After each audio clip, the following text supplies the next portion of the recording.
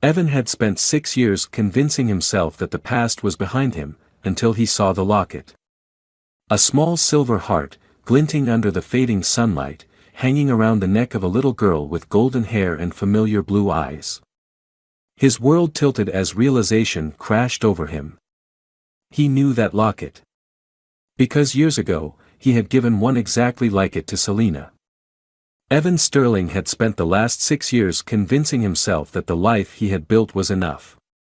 His company was thriving, his wealth continued to grow, and he had everything a man could want, except the one thing he had never let himself admit he needed.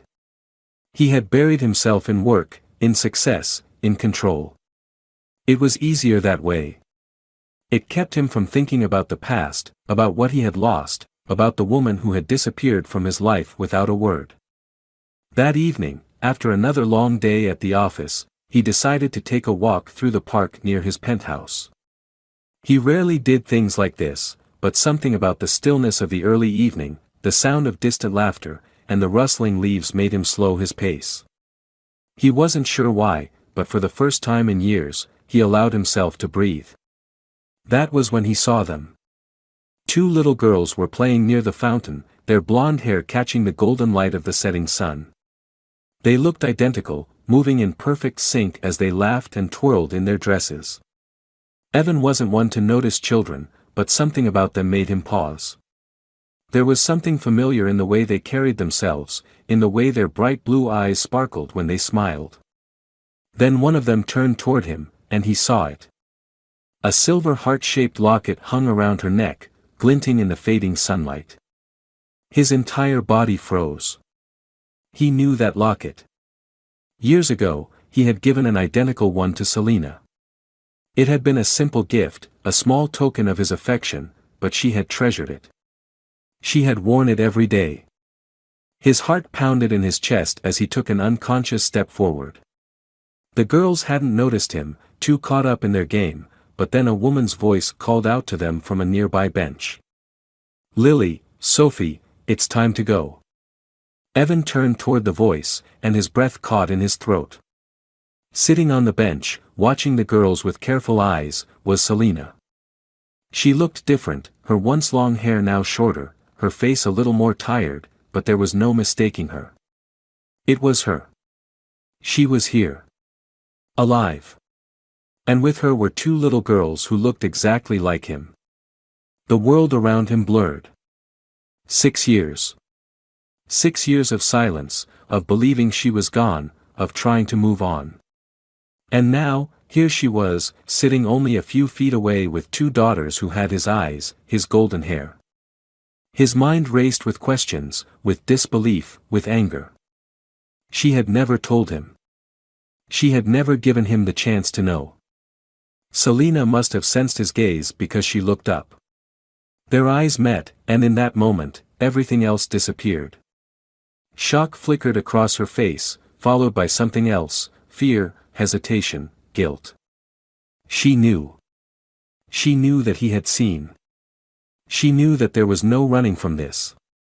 Evan took another step forward, his hands clenched at his sides, his heart pounding like a war drum in his chest. "Selena," he said, his voice low, controlled, but filled with the storm raging inside him. For a long moment, she didn't move. Then, barely above a whisper, she said, "Evan." His name on her lips after all these years sent a surge of emotions through him, pain, anger, longing. The girls turned toward their mother, confused by the sudden tension in the air.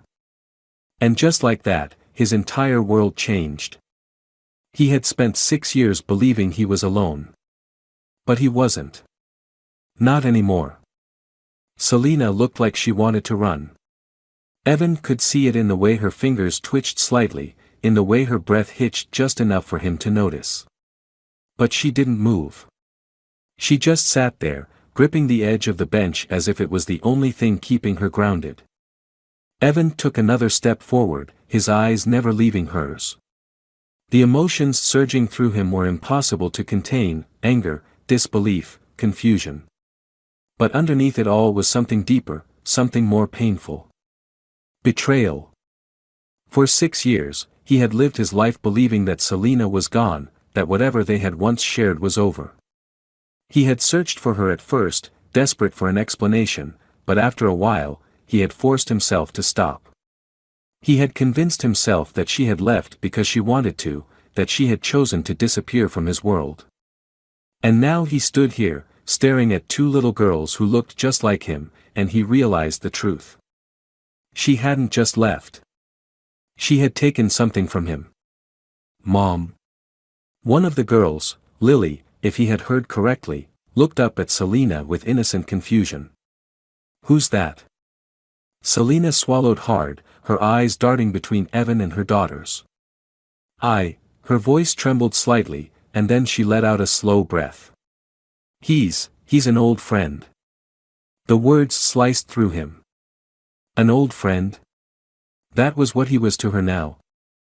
Evan clenched his jaw, forcing himself to stay calm. He wasn't going to do this here. Not in front of the girls. But Selina must have sensed his thoughts because she stood abruptly, glancing toward the girls.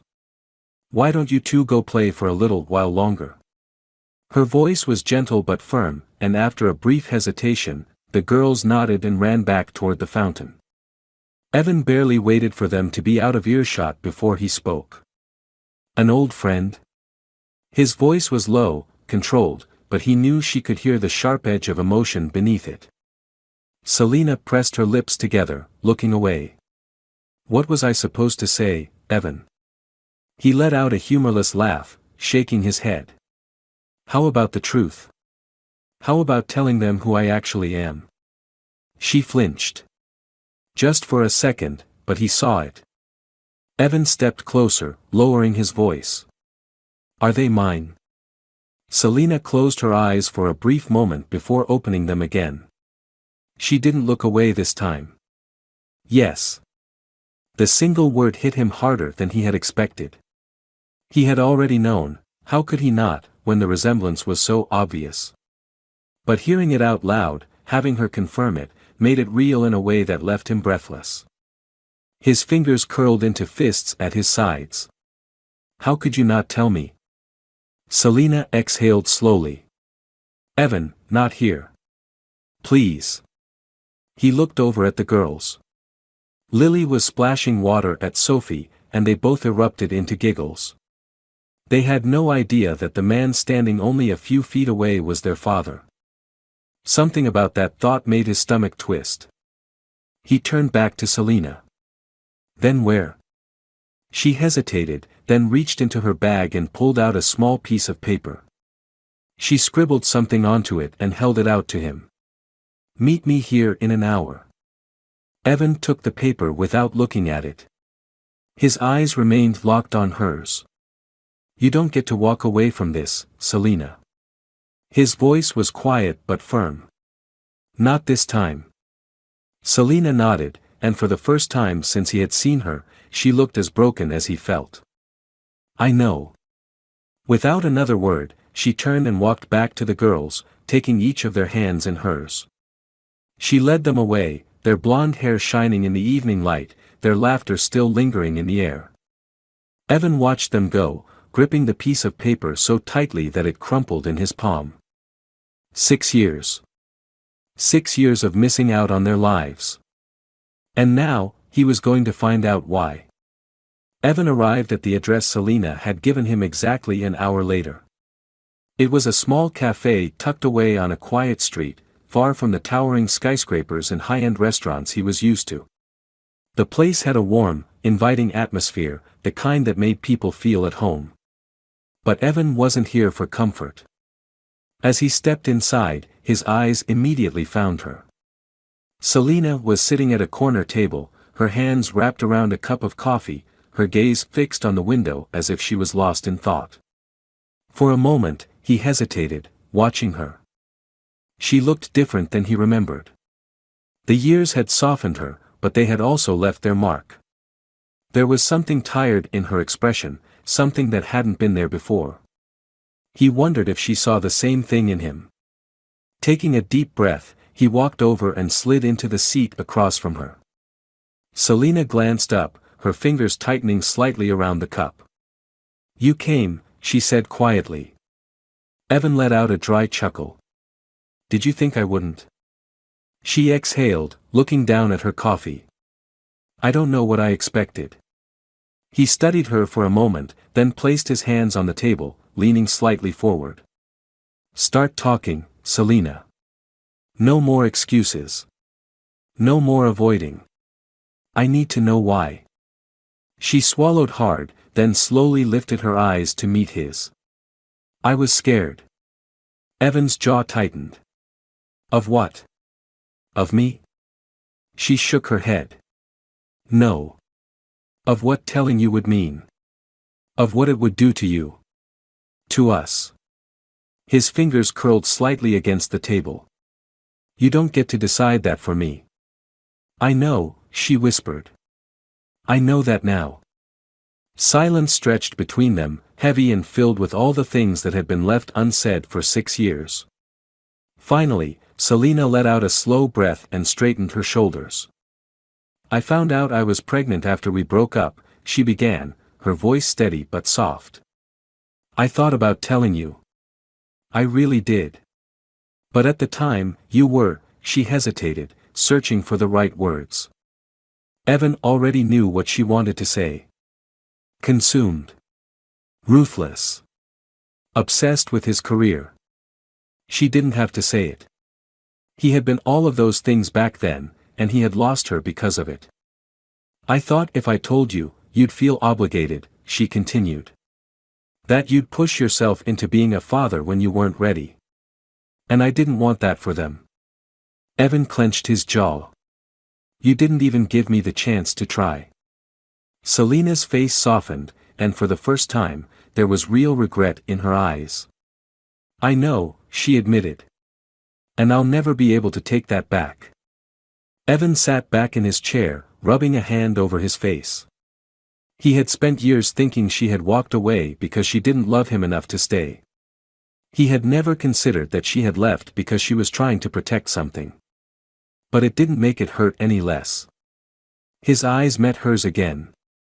So what now? Selena hesitated, then glanced toward the window. I don't know, she admitted. But I do know one thing. They deserve to know who you are. Something inside him shifted at those words. For 6 years, he had been living in a world where family wasn't something he thought about, where his past was something he had buried.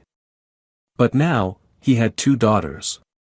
And no matter what had happened before, he wasn't going to let them grow up without knowing him.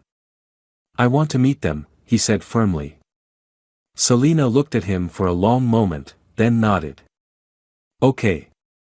It wasn't a perfect answer. It wasn't an instant solution. But it was a start.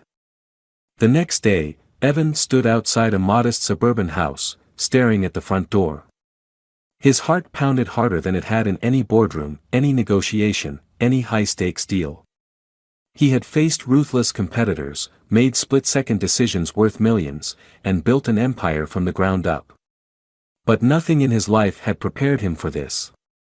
Selena had given him the address and a time to come by, and now that he was here, he wasn't sure how to move his feet forward. It wasn't fear of rejection that held him back, it was the weight of what this moment meant. He was about to meet his daughters. Daughters he should have known from the moment they were born. Taking a deep breath, he knocked. A few seconds passed before the door opened, and there they were. Lily and Sophie stood side by side, their identical blue eyes wide with curiosity. Up close, the resemblance was even more striking. Their golden blonde hair framed their delicate features, their small hands gripping the edge of the doorway as they peered up at him. Selena appeared behind them, offering a small, reassuring smile. Girls, this is Evan. They didn't react right away. Lily tilted her head slightly, studying him with a seriousness that seemed far too mature for a 5-year-old. Sophie shifted her weight, glancing between him and her mother. Evan cleared his throat, suddenly feeling uncertain about what to say. He had never been one to struggle with words, but now, standing before these 2 small strangers who were somehow his, he felt lost. Hi, he finally said, his voice softer than he expected. Sophie was the first to respond. "Hi." Lily was still watching him, her little brows furrowed. "Mom said you knew her before." Selina gave her a gentle look. "That's right, sweetheart." Lily looked at Evan again. "Then why haven't we seen you before?" The question hit him like a punch to the gut.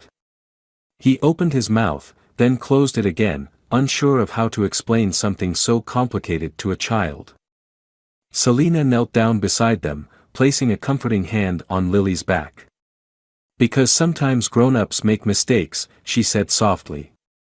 "And sometimes, they don't know the right thing to do until later." Lily seemed to consider that for a moment before glancing at Sophie. "Do you think he's nice?" Sophie shrugged. "I don't know. Maybe." Evan almost laughed, but he held it back. He wasn't expecting them to accept him right away. They didn't know him, and he had no right to expect them to. But he was here now, and he was going to prove that he wasn't going anywhere. Selina straightened, giving him a small nod. "Why don't we go inside?" Evan followed them into the house. It was warm, cozy, filled with little signs of a life he had missed, children's drawings pinned to the fridge, tiny shoes lined up by the door, stuffed animals on the couch. It wasn't the cold luxury of his penthouse. It was something else entirely. Something that felt like home. Selina led them to the living room, where a few toys were scattered on the floor.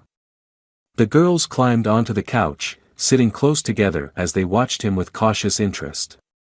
He took a seat in the armchair across from them, feeling like he was being evaluated.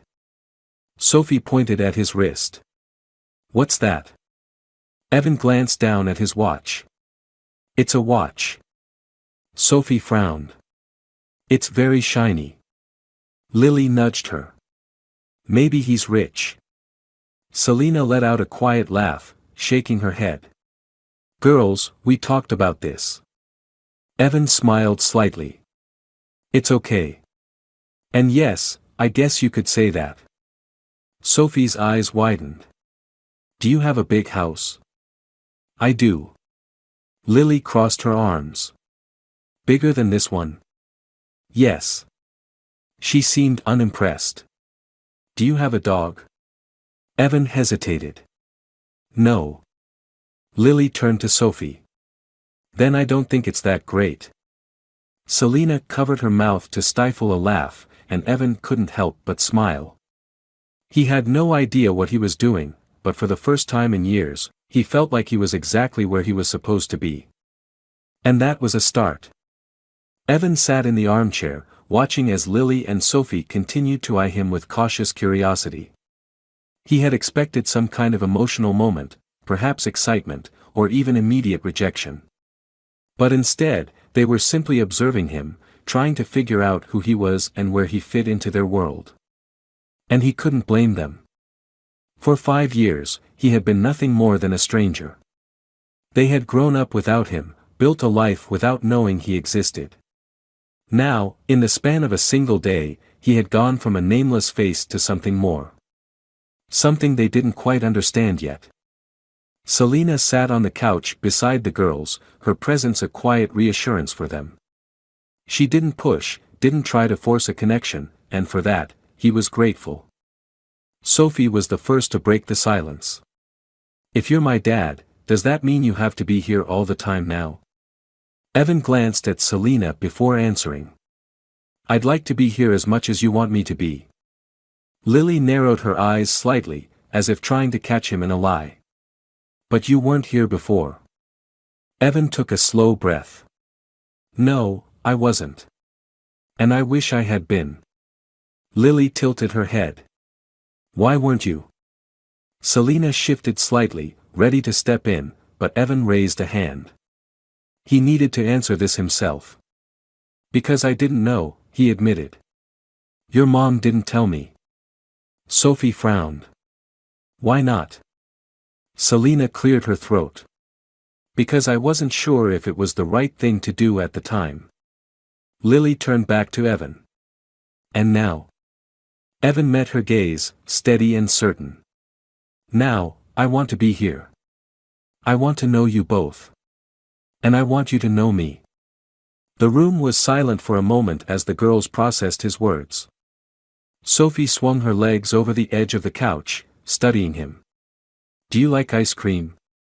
Evan blinked at the sudden change in topic. Yeah, I do. Sophie nodded as if this were a crucial detail. What kind? Vanilla. Lily made a face. That's boring. Evan chuckled. What do you like?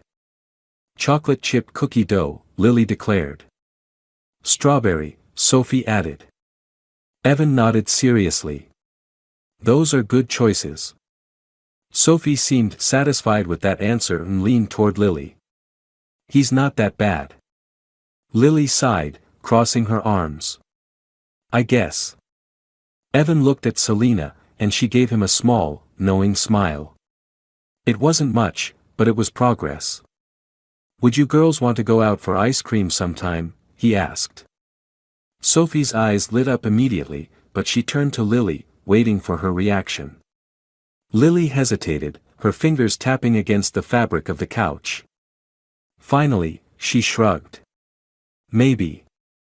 Evan smiled. I'll take that as a yes. For the first time, the tension in the room seemed to lift just a little. The girls weren't ready to call him Dad or trust him completely, but they were giving him a chance. And right now, that was more than enough. A few days later, Evan found himself standing outside a small ice cream shop, waiting as Selena helped the girls decide on their flavors. It was a cozy little place, far from the high-end restaurants and exclusive venues he was used to, but there was something about the simplicity of it that felt right. Lily and Sophie stood in front of the glass display case, their small faces pressed close as they examined the rows of colorful ice cream. Sophie was bouncing slightly on her toes, clearly excited, while Lily took her time, carefully considering her options. Selena turned to Evan with an amused expression. They take their ice cream decisions very seriously. Evan smirked. I can see that. After what felt like an eternity, Sophie finally made her decision. Strawberry with sprinkles. The teenage employee behind the counter smiled and scooped her order into a cone before handing it to her. Sophie took it carefully, beaming. Lily, still deep in thought, finally nodded. Chocolate chip cookie dough. Evan wasn't surprised. She had been very clear about her favorite flavor the last time they spoke. Once everyone had their ice cream, they found a small table outside, shaded by a large umbrella. The girls climbed into their seats, swinging their legs as they enjoyed their treats. Evan took a small bite of his vanilla cone and caught Sophie watching him with a thoughtful expression. Do you always wear suits? She asked, tilting her head. Evan glanced down at his neatly pressed navy blue suit and smiled. Pretty much. Even when you eat ice cream? She asked, eyes wide with curiosity. Even then. Lily scrunched her nose. That's weird. Selena chuckled, shaking her head. I told you he was fancy. Sophie took another bite of her ice cream, then pointed at Evan's wrist. You still have that shiny watch. It's called a Rolex, Lily corrected her. Evan raised an eyebrow. You know what a Rolex is? Lily shrugged. I watch shows. Sophie giggled, clearly entertained by her sister's confidence. Evan leaned forward slightly. So, what else do you two like to do besides eating ice cream? Sophie perked up immediately. I like to draw. And dance. And I want to be a ballerina when I grow up. That's impressive, Evan said genuinely. Do you take lessons?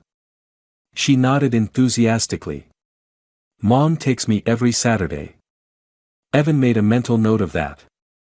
Lily, on the other hand, was more reserved. She licked her ice cream slowly, staring at her cone as if it held all the answers in the world.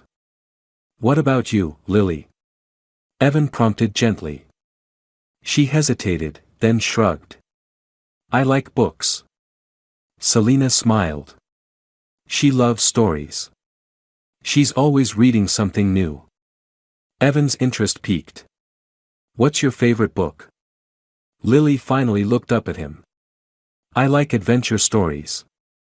Evan nodded, taking that in. I'll have to find a good one for you sometime. Lily studied him for a moment, then slowly nodded.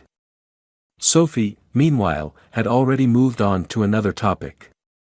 Mom said you have a big house, she said between bites. Like, a really big house. Evan chuckled. I do. Does it have a pool? Yes. Her eyes widened. Can we see it? Selina gave her a look. Sophie. Sophie pouted. What? I just want to know. Evan smiled slightly. Maybe one day. That seemed to satisfy her, and she went back to her ice cream. As Evan sat there, watching the two little girls, his daughters, he realized just how much he had missed. Every small moment, every simple joy, every little question they asked. But he was here now. And he was going to make sure he never missed another moment again. Evan had always been a man of control. In business, in life, in every decision he made, he ensured that nothing was left to chance. But nothing about this situation was within his control. It had been weeks since he met Lily and Sophie, and slowly, little by little, they were letting him in.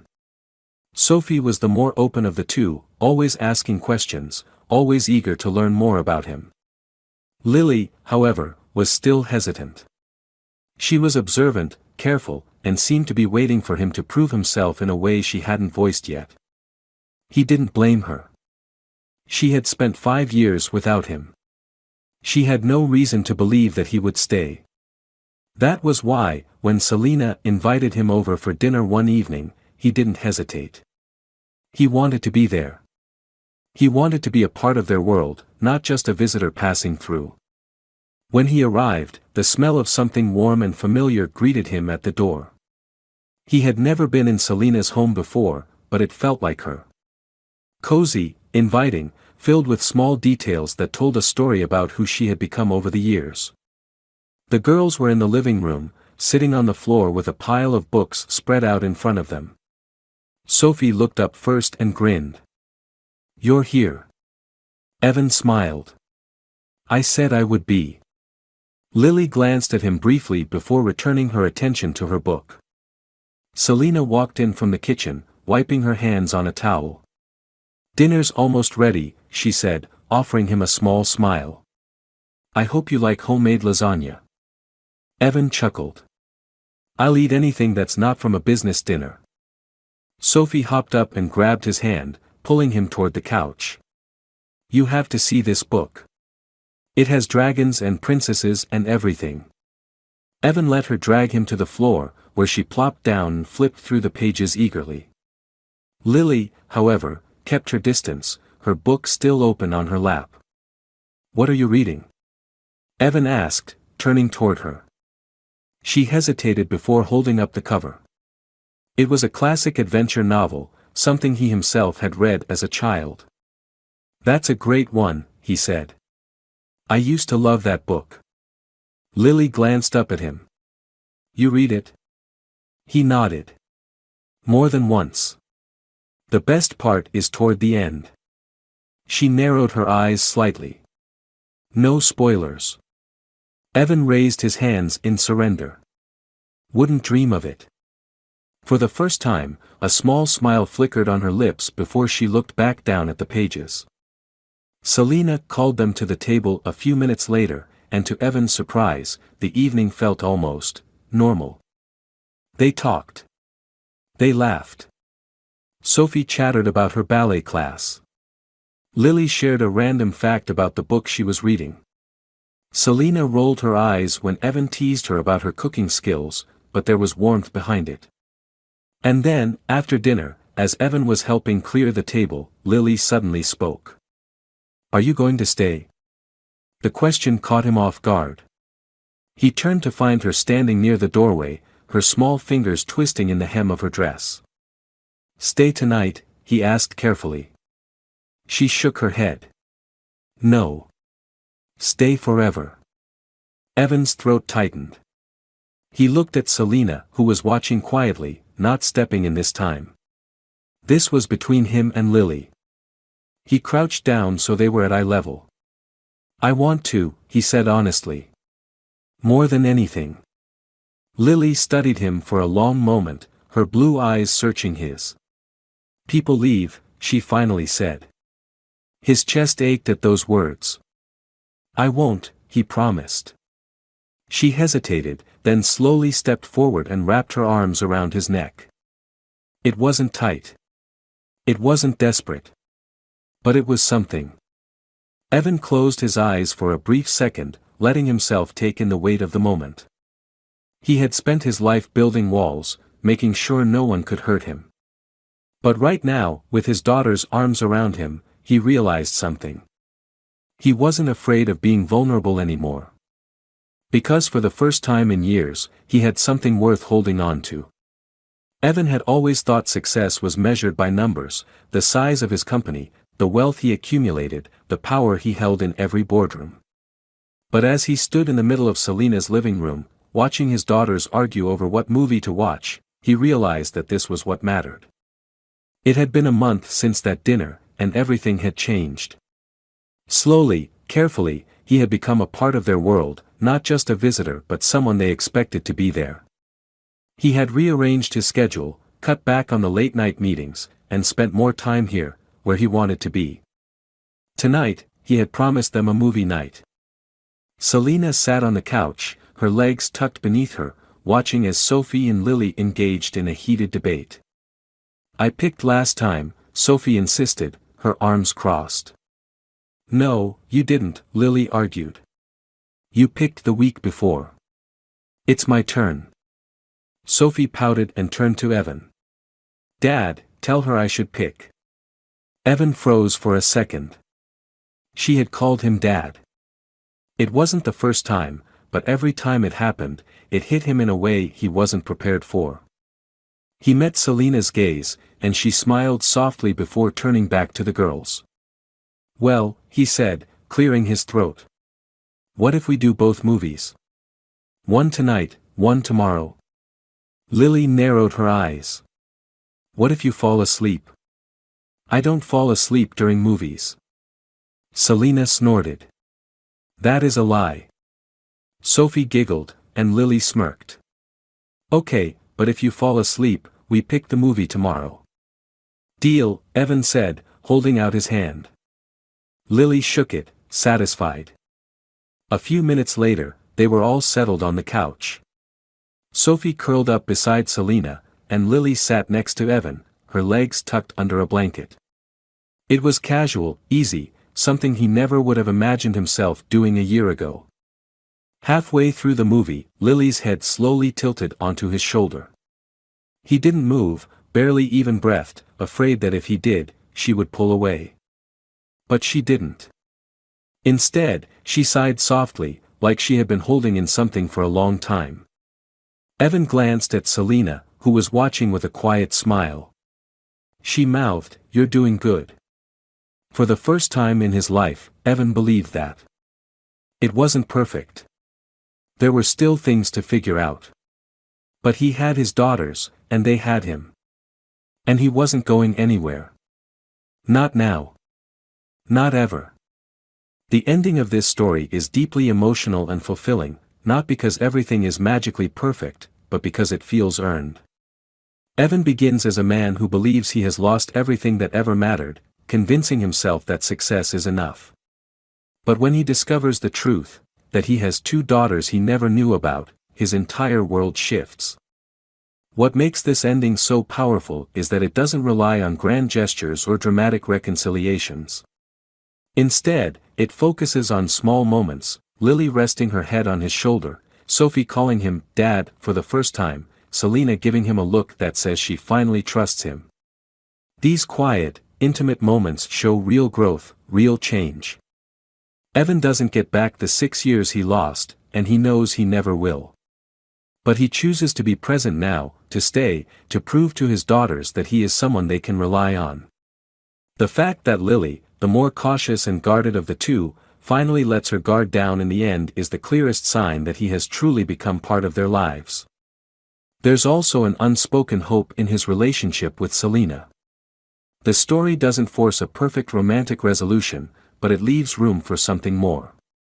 It suggests that healing is happening, that trust is being rebuilt, not just between Evan and his daughters, but between him and Selena as well. This isn't just a story about a man finding out he's a father. It's a story about earning the right to be one. About learning that love isn't about obligation, it's about showing up, every day, no matter what. And that's what makes this ending so satisfying. It's not just happy, it's deserved. Alexander Rivers had spent his entire life believing he was alone. No family, no attachments, nothing to hold him back from building his empire. He had convinced himself that success was all that mattered, that there was nothing missing from his carefully constructed world. But all of that changed the moment a little girl with familiar blue eyes grabbed his sleeve in a hospital hallway and whispered, "Please, help my mom." He could have ignored it, could have walked away and continued living in the illusion that his past was buried. But then she said a name, Catherine Brooks,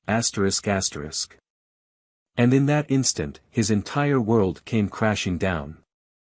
Alexander Rivers had spent years perfecting the art of control. As the CEO of one of the most successful hospitality empires in the country, he had built his career on discipline, precision, and an unwavering focus on success. He had no time for distractions, no patience for anything that didn't serve his long-term goals. He had structured his life in a way that left little room for anything personal, and he preferred it that way. Business was predictable. People were not. That afternoon, he found himself at the hospital, a place he rarely visited unless it was a necessity. One of his senior managers had been in a car accident, and although the injuries weren't life-threatening, Alexander felt obligated to check in. He wasn't sentimental, but he believed in loyalty. His employees were the backbone of his empire, and while he wasn't the kind of man to make small talk or send flowers, he made sure his people knew he had their back. He had just finished speaking with the doctor when he turned to leave, already calculating how much time he had lost from his schedule. That was when he heard the voice. "Please, help my mom." He stopped mid-step, turning toward the sound. A young girl stood a few feet away, looking up at him with wide, desperate blue eyes. She couldn't have been older than 10, her small frame tense as she clutched the fabric of her jacket with tiny fists. Her face was pale, her expression pleading. Alexander frowned. He wasn't used to children approaching him, especially not in a hospital. For a brief moment, he assumed she had mistaken him for someone else. But she wasn't looking around in confusion or searching for another adult. She was looking directly at him. "Who is your mother?" he asked, keeping his tone neutral. The girl swallowed hard, her lips trembling slightly before she spoke. "Her name is Catherine Brooks." Everything around him seemed to pause. His breath hitched, his body stiffened, and for the first time in a long time, his mind went completely blank. That was a name he hadn't heard in over a decade. A name that belonged to someone he had once known well, someone he had once cared for more than he had admitted, even to himself. The weight of it hit him unexpectedly, pulling him back to a past he had long buried. His chest tightened as he forced himself to focus. It had to be a coincidence. There were plenty of women with that name. But something in the way this girl looked at him, something familiar, something unsettling, made him question everything. "Where is she?" he asked, his voice quieter now, laced with something even he couldn't define. The girl hesitated only for a second before she reached out, gripping his sleeve as if afraid he would disappear.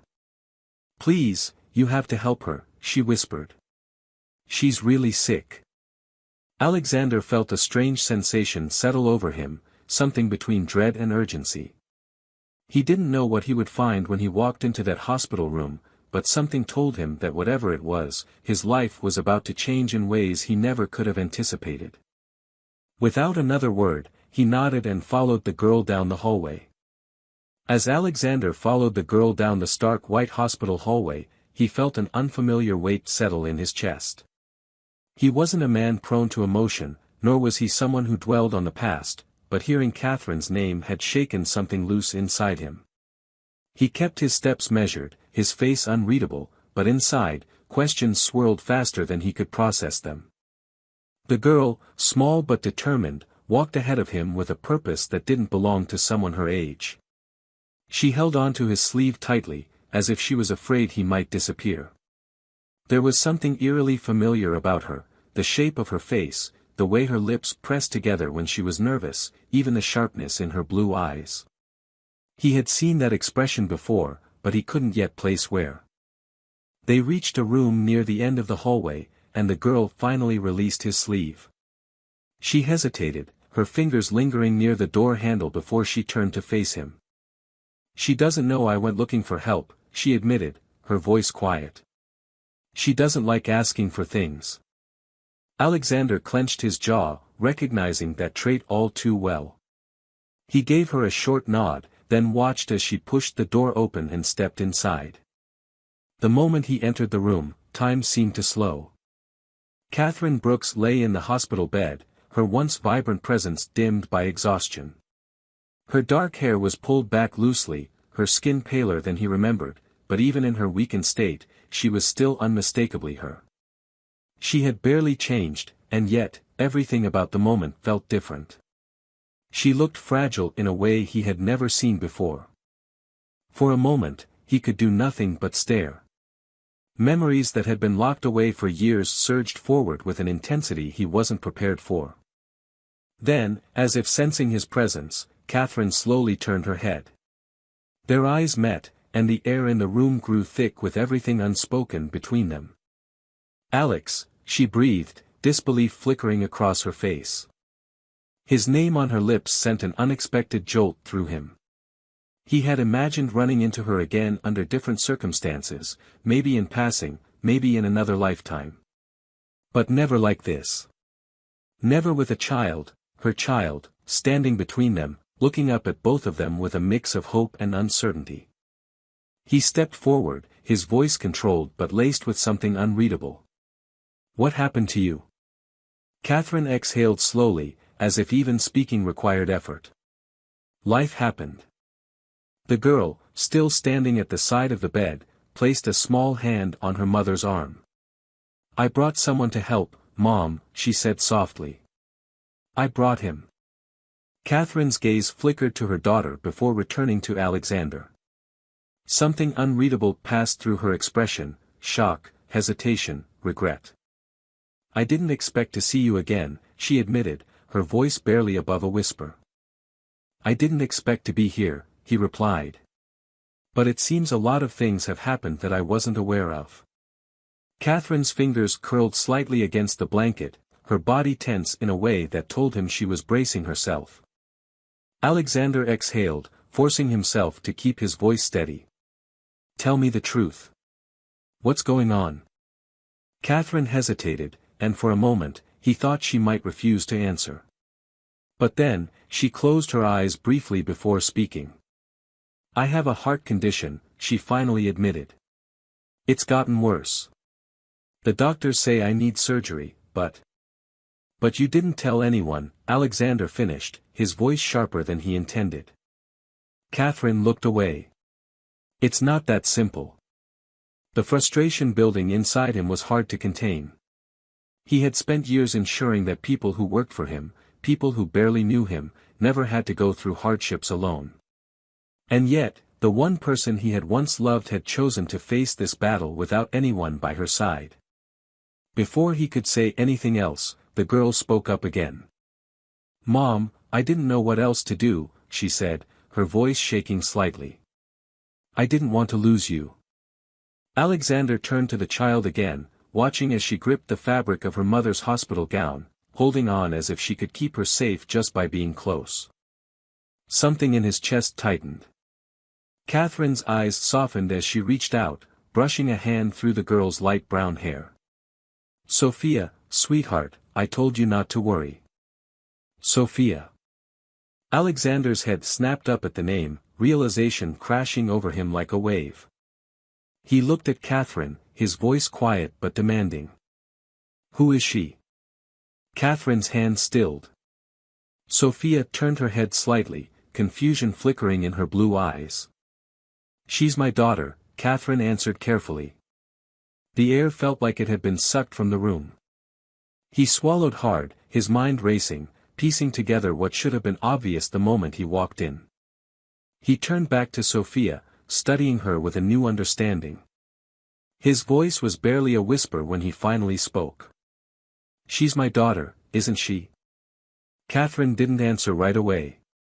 Her lips parted, but no words came. Then, finally, she gave the smallest nod. "Yes, Alex," she admitted. "She's yours." Alexander felt like the ground had shifted beneath him. His mind struggled to keep up with what he had just heard. The girl standing between him and Catherine, this small, frightened child, was his daughter. The weight of that truth hit him like a tidal wave, crashing over years of certainty and leaving him drowning in a sea of questions. He turned to look at Sophia again, really looked at her this time. The resemblance was undeniable. Her blue eyes, the shape of her face, even the way she carried herself with a quiet kind of determination, these were things he had seen in himself for years. How had he not realized it the moment he walked into the room? His throat felt tight as he turned back to Catherine, his voice coming out lower than he intended. "How long have you kept this from me?" Catherine's fingers tensed against the blanket, guilt flickering across her face. "I never planned to," she admitted. I was scared. By the time I found out I was pregnant, you were already gone. You were building your empire, making something of yourself, and she stopped, exhaling shakily. "I didn't want to hold you back, Alex." The words hit him like a punch to the gut. His entire life had been built around control, around making decisions that shaped his future, yet here he was, learning that one of the most important choices had been taken from him without his knowledge. "You should have told me," he said, his voice rougher than before. "You had no right to make that decision for me." Catherine flinched, but she didn't look away. "I know," she whispered. "But back then, I thought I was doing the right thing. You were on the edge of something great, and I told myself that if I reached out, it would only complicate things for you." Anger, hurt, and something far more complicated churned inside him. "So you decided I didn't need to know?" "I decided that I didn't want Sophia to grow up thinking she was someone's mistake," Catherine said, her voice suddenly sharper. "I knew you, Alex. I knew that if I told you, you would have dropped everything. And I didn't want to be the reason you resented us." Alexander clenched his jaw, his fists tightening at his sides. He wanted to argue, to tell her she had been wrong, but a part of him, the part that had spent years prioritizing business over everything else, knew there was some truth in her words. He had been ruthless in his pursuit of success. If he had known back then, would he have been the father Sophia needed? The thought made his stomach turn. He looked at Sophia again. She was watching them both carefully, her small hands gripping the edge of her mother's blanket. She was old enough to understand that something big was happening, but young enough that the full weight of it hadn't settled on her yet. "I'm sorry," Catherine said, her voice quieter now. "I never meant to hurt you. I didn't know how to do it differently." Alexander exhaled slowly, trying to push past the storm raging inside him. "Does she know?" Catherine hesitated before shaking her head. "She knows about you. She knows your name, that you're successful, that I once cared about you. But she never knew the full truth. Not until now." Alexander nodded stiffly, turning back to Sophia. His heart pounded in his chest as he knelt down to her level, suddenly feeling like a stranger in his own life. "Sophia," he said gently. "Do you understand what we're talking about?" The girl hesitated, glancing at her mother before looking back at him. "You're my dad," she said softly, as if testing the words. Alexander's breath caught. Hearing it aloud made it more real than anything else had. He swallowed past the lump in his throat, forcing himself to hold her gaze. "Yes," he said. "I am." Sophia studied him, her expression unreadable. "Are you staying?" The simplicity of the question nearly broke him. He had spent years making promises to business partners, investors, and shareholders, but never to someone who truly needed him. This was different. This mattered in a way he had never experienced before. He didn't hesitate. "Yes," he said firmly. "I'm staying." Sophia's eyes flickered with something uncertain, but then, slowly, she nodded. Catherine watched them both, her expression unreadable. "What happens now?" she asked. Alexander didn't have all the answers, but one thing was certain. He wasn't going to walk away. "We figure it out," he said. "Together." Alexander had spent years mastering control, but sitting in Catherine's hospital room with the weight of everything he had just learned, he felt like he was grasping at something just out of reach. The world he had built, the life he had carefully structured, had changed in an instant. He had a daughter. An entire decade of her life had passed without him even knowing she existed. The realization was overwhelming, but there was no time to dwell on his emotions. Right now, there were bigger concerns. Catherine was still too weak to sit up for long, and Sophia had curled up in the chair beside her, exhaustion settling in after the emotional weight of the conversation. Alexander remained standing, hands in his pockets, his mind moving a mile a minute. The business side of him had already switched into problem-solving mode, assessing what needed to be done.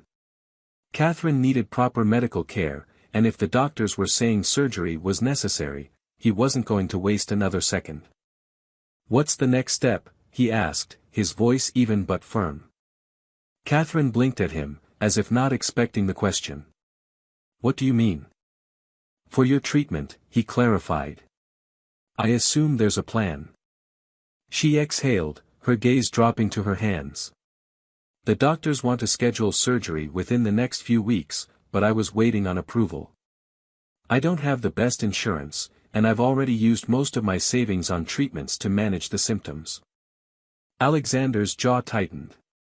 The thought of her struggling through this alone, worrying about finances on top of everything else, sent a sharp wave of frustration through him. "That's not a concern anymore," he said, pulling his phone from his pocket. "You're getting the best care available. I'll handle the costs." Catherine tensed, her expression immediately shifting into one of resistance. "Alex, no. I didn't tell you about Sophia to ask for money." He looked at her sharply. "I don't care why you told me. The fact is, I know now. And I'm not going to stand by while you risk your life because you're too proud to accept help." She looked torn, glancing at Sophia as if she didn't want to have this argument in front of her. Alexander followed her gaze, noticing how peaceful the little girl looked despite the tension in the room. He lowered his voice, stepping closer to Catherine. "I know you're used to handling everything on your own," he said. "But you don't have to anymore. Whether you like it or not, I'm here. And I'm not going anywhere." She searched his face, something unreadable in her expression. For a moment, it looked like she wanted to fight him on this, to insist she could manage on her own. But then, slowly, the tension in her shoulders eased. "Fine," she murmured. "But only if you let me pay you back when I can." Alexander let out a slow breath, knowing this was the best compromise he was going to get. "Deal." Catherine looked down at Sophia again, reaching out to brush a strand of hair from her face. "She's been so strong through all of this," she said softly. "Too strong for her age." Alexander studied his daughter, the word still foreign in his mind. He had spent years closing himself off from attachments, convincing himself that he was better off alone. But seeing Sophia now, knowing she had been out there all this time, changed something inside him. She shouldn't have had to be, he admitted. That's going to change. Catherine sighed, leaning her head back against the pillow. She'll need time, Alex.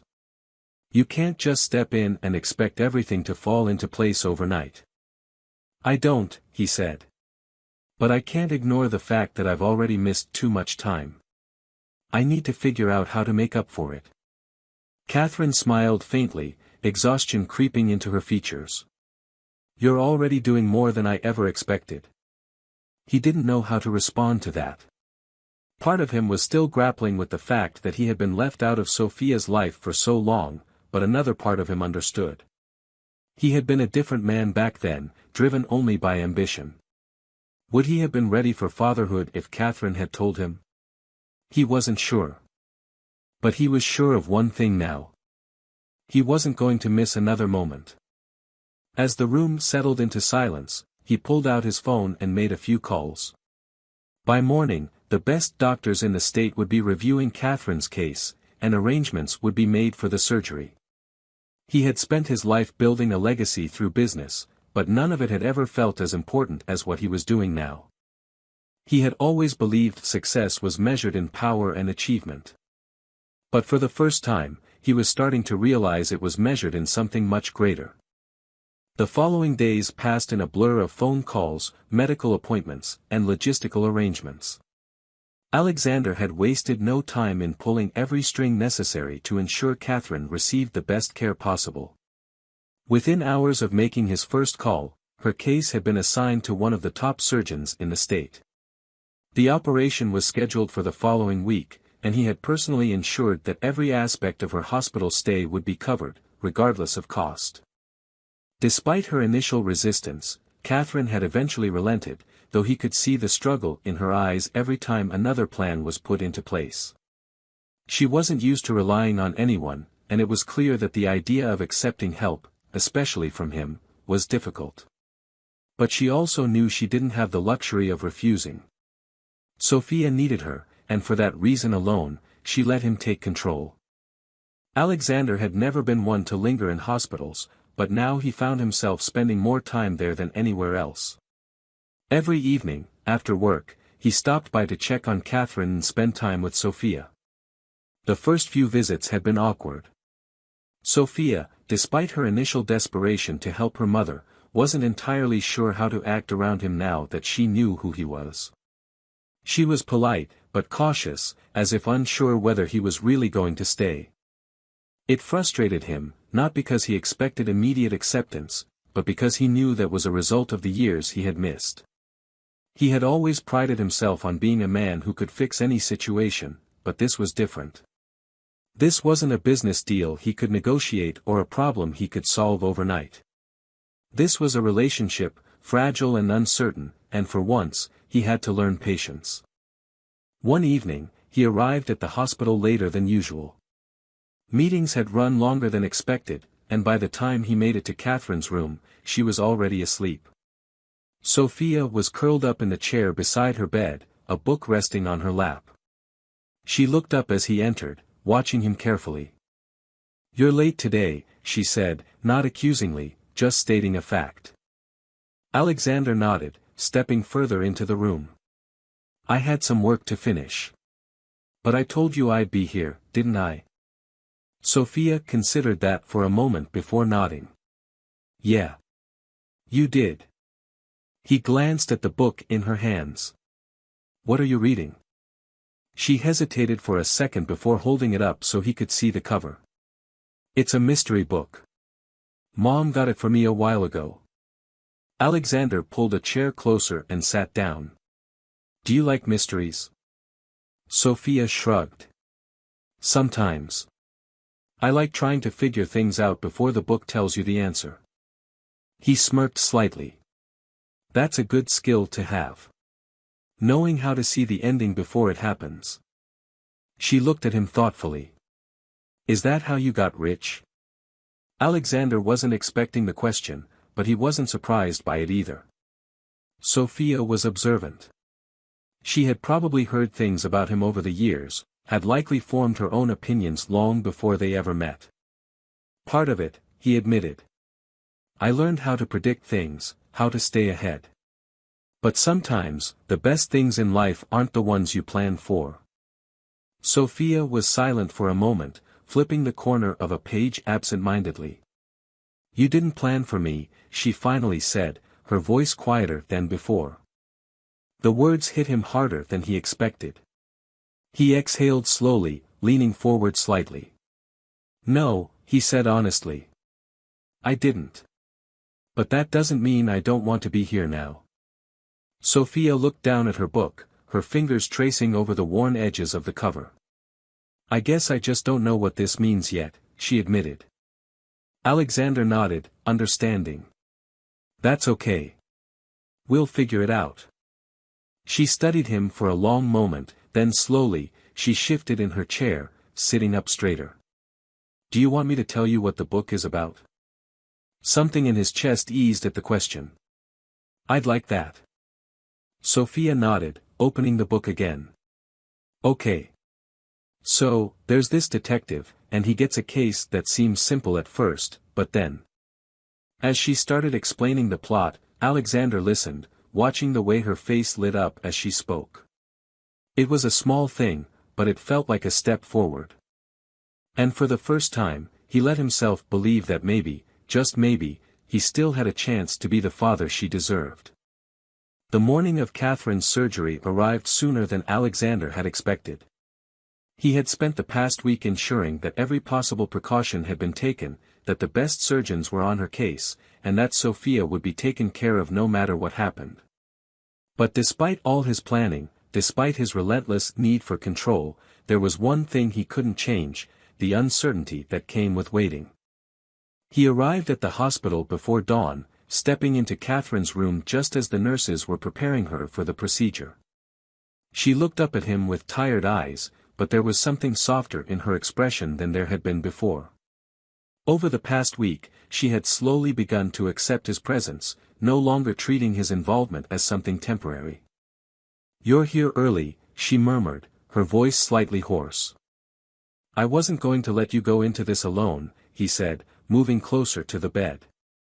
Sophia's still asleep. I made sure she was comfortable before I came in. Catherine exhaled, her lips curving into a faint smile. She told me you stayed late last night. She likes having you around. Alexander wasn't sure how to respond to that. He had spent years avoiding any kind of emotional entanglement, but hearing that Sophia had grown comfortable with him did something unexpected to his chest. She's a good kid, he finally said. Strong. Just like you. Catherine's gaze softened. She's had to be. There was a weight behind those words that he didn't miss. He had only known Sophia for a short time, but he had already seen glimpses of the burden she carried. She had grown up without a father, watching her mother struggle in silence, and yet she had been the one to take action when things got worse. That kind of strength wasn't something a child should have to develop so young. Alexander sat down in the chair beside the bed, his fingers lacing together as he looked at her. No more doing this alone, he said firmly. That ends today. Catherine let out a breath, something unspoken passing between them. I still don't know what this looks like, Alex. Us. You, me, and Sophia. We don't have to know everything right now, he said. But I do know one thing. I'm not walking away. She studied him for a long moment before nodding. Okay. A nurse entered then, interrupting the moment. Ms. Brooks, it's time to take you down to pre-op. Catherine glanced at Alexander once more before shifting to sit up. He instinctively reached out, steadying her when she wobbled slightly.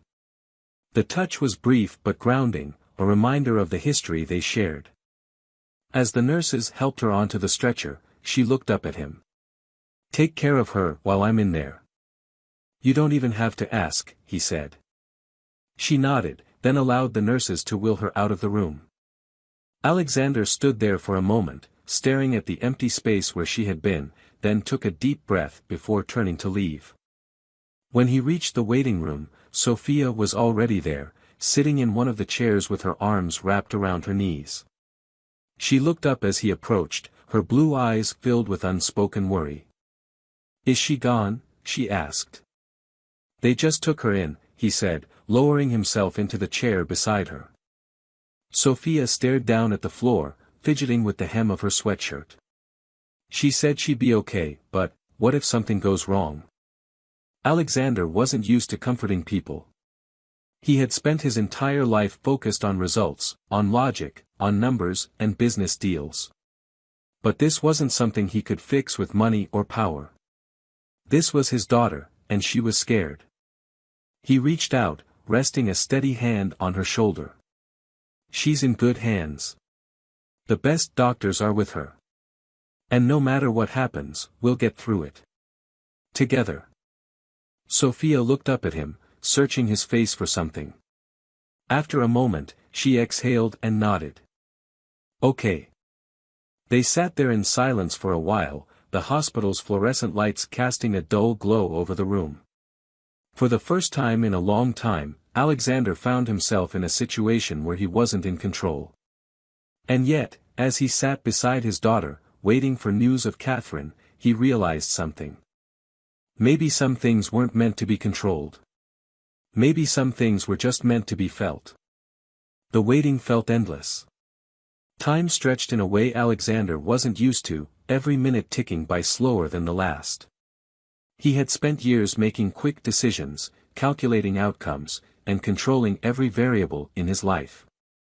But here, in this sterile waiting room, there was nothing to control. The fate of someone who had once meant everything to him, someone who still did, was out of his hands. Sophia sat beside him, silent but tense. She hadn't spoken much since Catherine had been taken into surgery, and Alexander hadn't pushed her.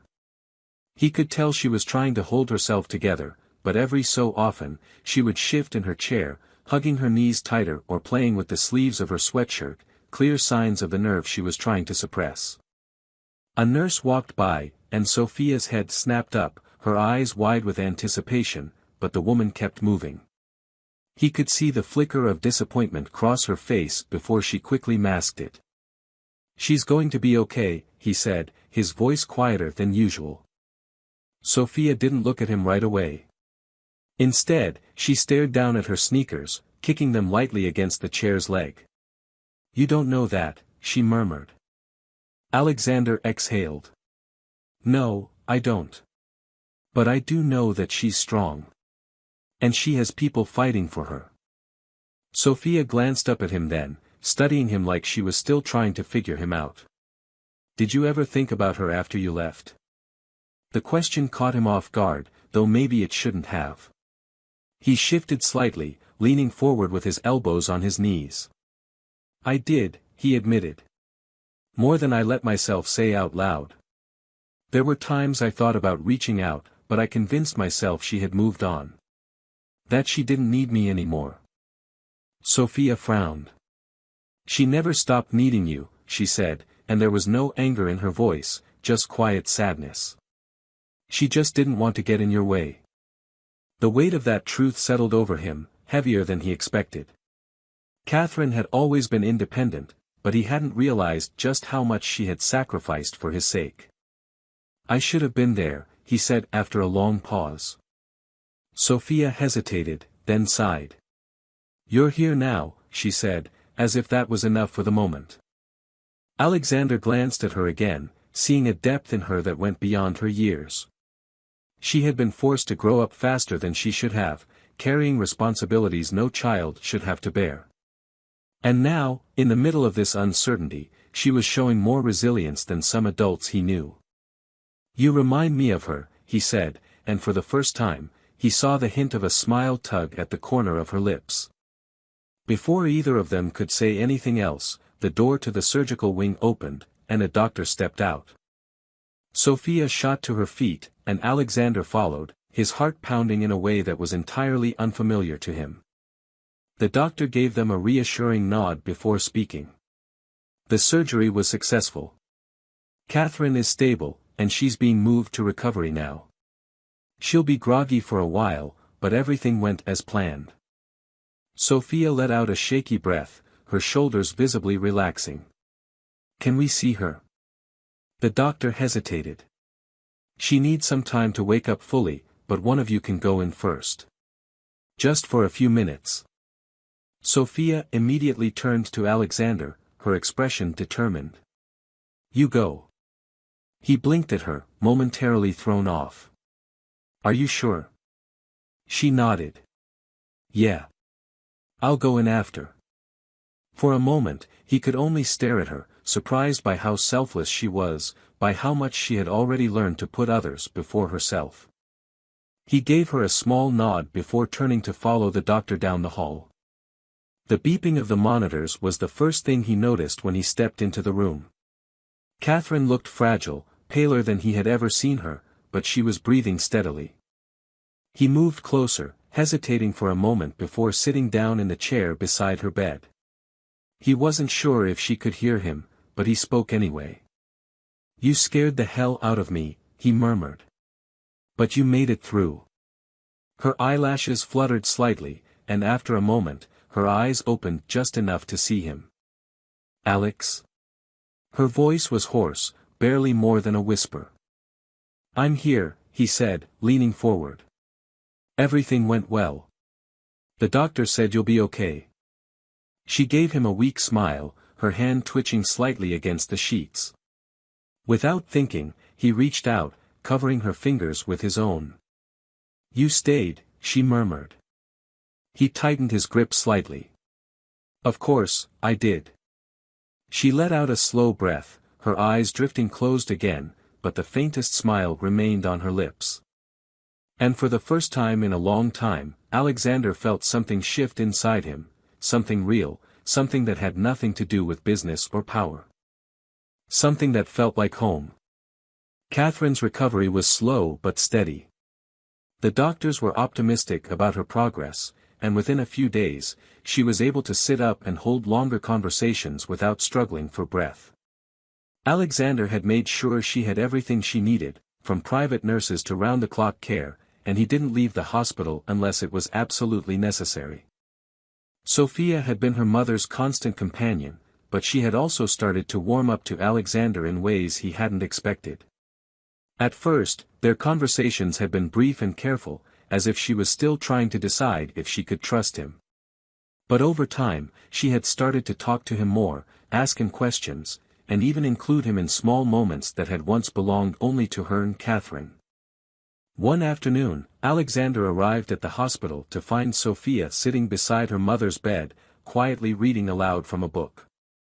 Catherine was half awake, listening with a small smile, and when she noticed Alexander standing in the doorway, she gave him a tired but warm look. You're just in time for the best part, Catherine murmured. Sophia glanced up at him, then hesitated before holding the book out. Do you want to read the next page? The offer caught him off guard, but he took the book without hesitation and settled into the chair beside Catherine's bed. Sophia scooted over to make room for him, watching as he found the place where she had left off. He wasn't used to this, wasn't used to soft moments or quiet gestures, but he wanted to learn. As he read aloud, he could feel both Catherine and Sophia relaxing beside him. The hospital room, which had once felt cold and clinical, now felt almost warm, filled with something he hadn't realized he was missing. Later that evening, when Catherine had drifted off to sleep, Alexander found himself outside the hospital with Sophia, who had insisted on getting some fresh air. They sat on a bench near the entrance, the cool evening breeze wrapping around them. Sophia kicked at a pebble on the ground, her expression thoughtful. You know, I used to make up stories about you, she said after a moment. Alexander turned to look at her, surprised. What kind of stories? She shrugged. Sometimes you were a secret agent. Sometimes a famous explorer. Once, I even imagined you were a prince who had to go on a mission to save a kingdom. He smirked. I think I like the explorer version best. Sophia gave a small smile, then looked down at her hands. I used to wonder why you weren't here. But now, I think I get it. Mom said you were building something important, and I guess I understand why she didn't tell you. Alexander exhaled, leaning forward slightly. I wish she had. Sophia nodded. Me too. He hesitated, then looked at her seriously. But I need you to know something. I'm here now, and I'm not going anywhere. She studied him for a long moment, as if searching for any sign that he might change his mind. Then, slowly, she nodded. Okay, she said. It was a simple word, but to Alexander, it meant everything. A week later, Catherine was discharged from the hospital. She was still weak, still in need of rest, but she was finally able to go home. Alexander had made arrangements for her to recover somewhere comfortable, a quiet estate outside the city where she wouldn't have to worry about anything. At first, she had protested, insisting she didn't want to be a burden, but he had shut that argument down immediately. You're not a burden, he had told her. You never were.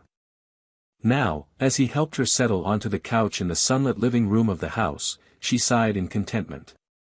Sophia curled up beside her, and for the first time in a long time, they both looked at peace. Catherine glanced at Alexander, her expression unreadable. You really did all of this? He nodded. Of course. She smiled softly. I don't know how to thank you. You don't have to, he said simply. Just focus on getting better. She studied him for a long moment, then reached out, resting her hand over his. It was a small gesture, but it held years of unspoken words, of things they had never said. Sophia, watching the exchange, finally spoke up. So, what happens now?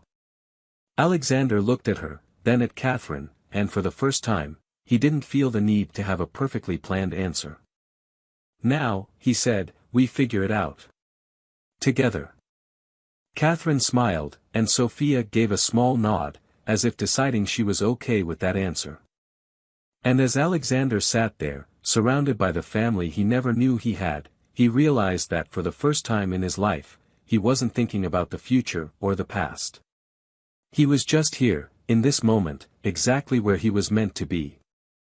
The ending of this story is powerful not because it ties everything up neatly with a perfect resolution, but because it embraces the reality of rebuilding relationships. Alexander Rivers starts as a man who believes he has everything, power, wealth, and control, but through the unexpected revelation of his daughter and the return of Catherine, he realizes that true success isn't measured by what he has built, but by the people he chooses to hold close. What makes the conclusion so satisfying is that it doesn't rush the emotional journey. Alexander doesn't suddenly become the perfect father overnight, nor does Sophia immediately trust him without hesitation. There is still uncertainty, still wounds that need healing, but the key difference is that they're no longer facing it alone. The story acknowledges that repairing lost time isn't about grand gestures, but about showing up, proving through actions rather than words that he is here to stay. Catherine's acceptance of his help is another significant moment. She spent years believing she had to handle everything on her own, afraid that asking for support would be seen as a weakness. But by the end, she allows herself to lean on Alexander, not because she has no other choice, but because she finally sees that he's sincere. Her quiet strength, combined with her willingness to let him in, makes their reunion feel authentic rather than forced. Sophia, as the heart of this story, represents both the pain of lost time and the hope of second chances. Her cautious approach to Alexander is entirely realistic. She doesn't fully trust him at first, and why would she? He's a stranger who was absent for most of her life. But the moment she starts opening up, sharing small moments with him, it's clear that she wants to believe in him. And when she finally accepts him as her father, it's not because he's promised her the world, but because he's proven he's not going to walk away. The most beautiful part of this ending is that it doesn't rely on dramatic declarations or forced resolutions. Instead, it focuses on the simple but profound truth that family isn't about perfection. It's about choosing to be there, to fight for one another, to show up even when things aren't easy.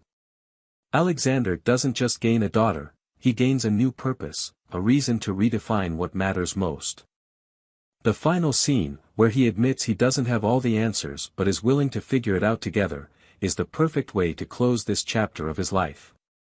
It acknowledges the uncertainty of the future while reinforcing the one thing that truly matters: he is no longer facing it alone.